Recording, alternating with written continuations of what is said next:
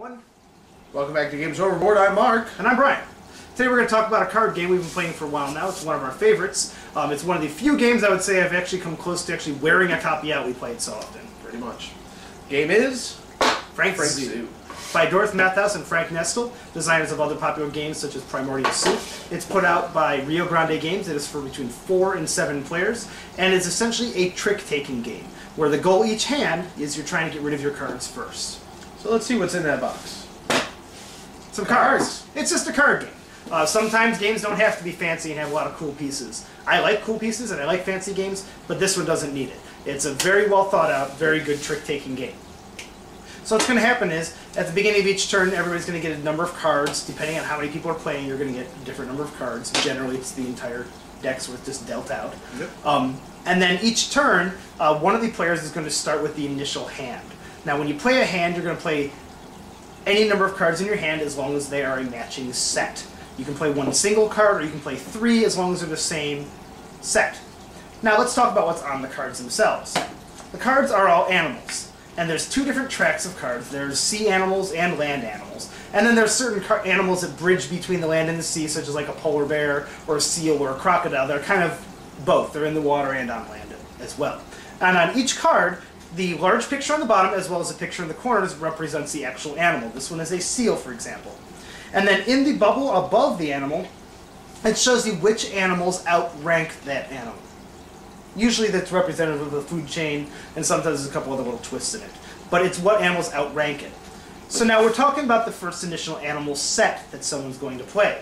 Now, if I'm the starting player, I can play anything I want as long as they match. So I can play 1 mouse, or 2 mice, or 3 mice. I'm going to say 2.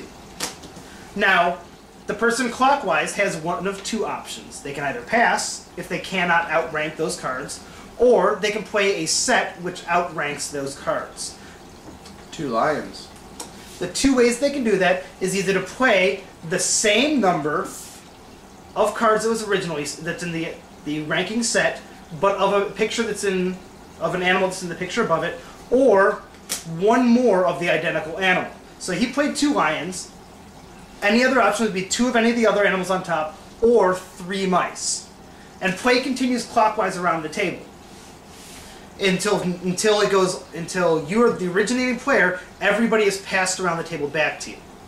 Now, if Mark couldn't beat those 2 mice and he passed, and then somebody else played something on there, and then he could beat that, passing doesn't stop you from not being able to play the rest of that round. It just means you cannot play anything on whatever's the ranking face-up set at the time.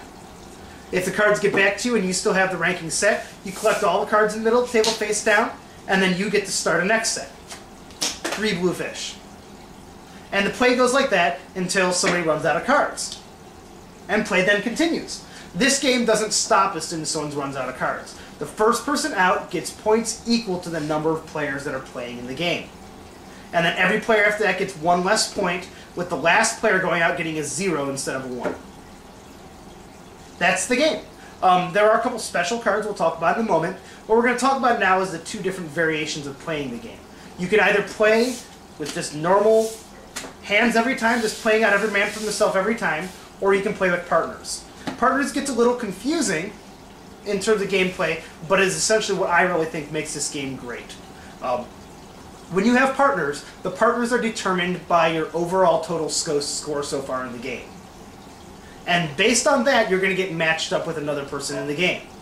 This means that if your ranking switches by getting a lot of points or having a really bad hand, your partner is then going to switch next turn too. So every single round you're going to have a different partner, but the partners stay in the same seats. So sometimes your partner might be across the table from you, but sometimes your partner might be directly to your left. And so you play your strategy completely different based upon that. Mark knows that I'm not going to, if I have any information about his hand or have figured anything out about his hand, I'm going to play something that's going to allow him to play as well.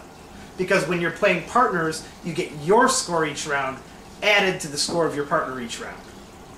So by you doing good and your partner doing good as well, you get more and more points. When you have partners, after you deal the cards, each partner set is allowed to look in their hand, and you're going to pass 2 cards face down to one of your partners, and then they're going to add that to their hand, look at their hands, and pass you 2 back. So you can create bigger sets of animals or just make things a lot easier for yourselves. The partners are also called junior and senior partners based on your score in the game. The junior partner is the person with the lower score. The senior partner has a higher score. When you're doing the passing cards, the junior gives partners cards to the senior, then the senior gives cards back to the junior. And during the game, the partners can help each other as well. We're not going to get into that. Just read the rules for that. You play the game into a predetermined number of points. We usually play to about 25 or so. That gets you 5 or 6 rounds, but keeps the game interesting. You can really change that to whatever you want. If you want a really long game, a bigger experience, you can. Otherwise. Last thing we're going to talk about is the special cards in the game. There is a Joker card, looks like a chameleon. It can be played as any other animal in the game, and you can only play it with something else. You can't play it by itself, so if you play it with a seal, then it's 2 seals. There's a mosquito. Mosquitoes are a sort of wild card, but they can only turn into an elephant when played with an elephant. That's a little weird.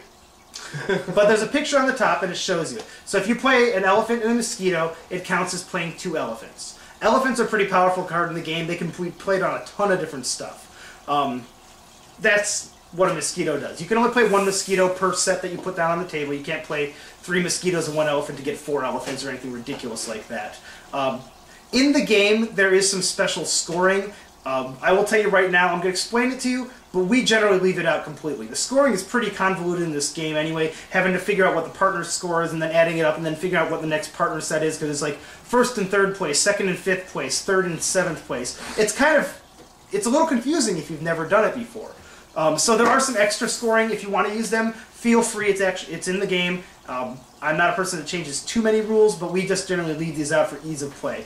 First is the hedgehog. If you don't have a hedgehog in your pile of cards in front of you at the end of the round, you get -1 point. So you have to try to get at least 1 hedgehog each round. And the last one is a lion. If you have more than 1 lion in your pile of cards at the end of the round, you get 1 point for each lion you have. And those are the only bonus points. I don't think they really add that much to the game, and it's really hard to try to specifically go for a certain animal. You're just trying desperately to get rid of your cards, and if we were playing with the scoring, it'd just be random luck of the draw that you actually got a hedgehog in your pile, and you probably aren't keeping track of it anyway. You may disagree with me. If so, send some comments. Tell me why it's great. We'll try it out again. But we just leave it out because we like playing the partner style, and it's kind of confusing scoring as it is anyway. Yep. Mark, I've talked a lot this time. What are your feelings about this game? It's one of my favorite games that we play. I think we do need to order a new set.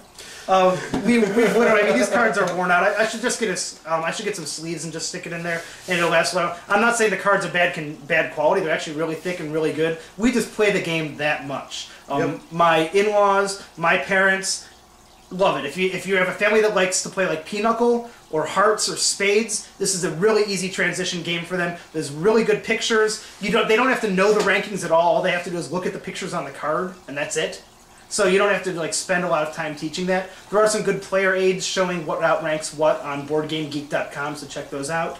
I love the game. The game, it's really cheap. You can get it for about $8 to $10. I don't think it's in print right now, but there are copies available at a lot of distributors, so they still have some copies. So keep an eye out for it. It's put out by Rio Grande Games. And Rio Grande, reprint it if you can, because I'm going to wear out more copies of this, and I need access to more of them. Definitely. Thanks for coming to Board Game. GamesOverboard.com. If you have any questions about any other board games, go to BoardGameGeek.com. We are also on Twitter and Flickr and Facebook. So check us out there. Hope you stop by, watch some more videos. Have a great night. Thank you. Have a good night.